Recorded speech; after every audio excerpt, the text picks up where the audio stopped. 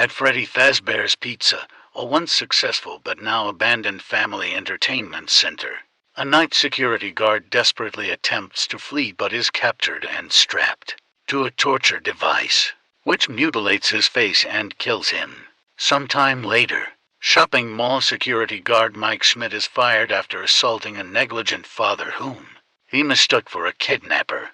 Mike's career counselor, Steve Raglan, offers him a job as a night guard at the restaurant. Though initially reluctant, Mike accepts after social services threaten to take custody of his younger sister Abby and pass her over to their estranged Aunt Jane, who desires the custody's monthly payments. On the first night, Mike falls asleep and dreams about his brother Garrett's kidnapping. He also sees 5 children who witnessed it, but when Mike tries to approach them, they run away. On the second night, Mike has the same dream, but when he attempts to confront one of the children, he is attacked, causing him to awaken.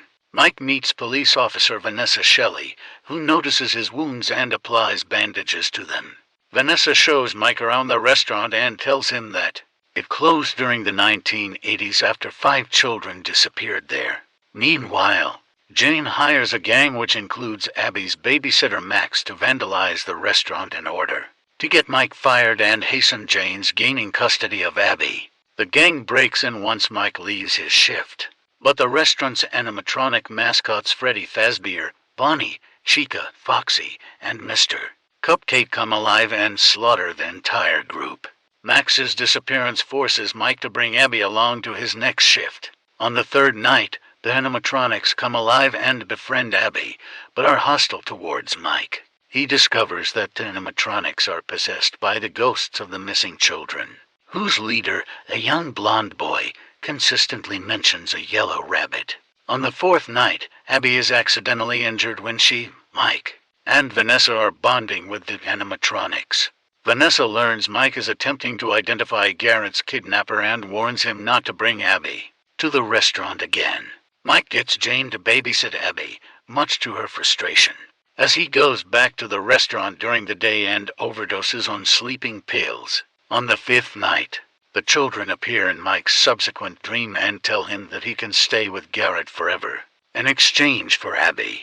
Mike initially accepts their proposal, but when he changes his mind, he is attacked and wakes up strapped to the torture device.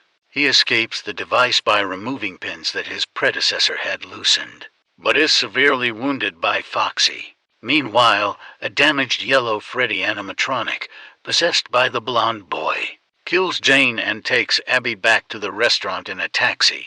Vanessa finds Mike and treats his injuries.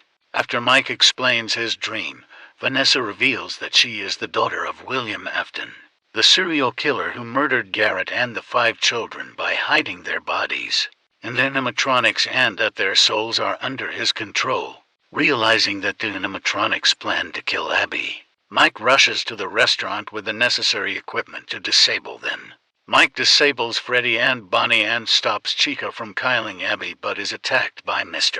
Cupcake and separated from Abby, who is pursued by Foxy. The animatronics are eventually defeated, but they are reactivated by Steve, who arrives wearing the yellow rabbit suit as he reveals himself to be William before knocking Mike unconscious.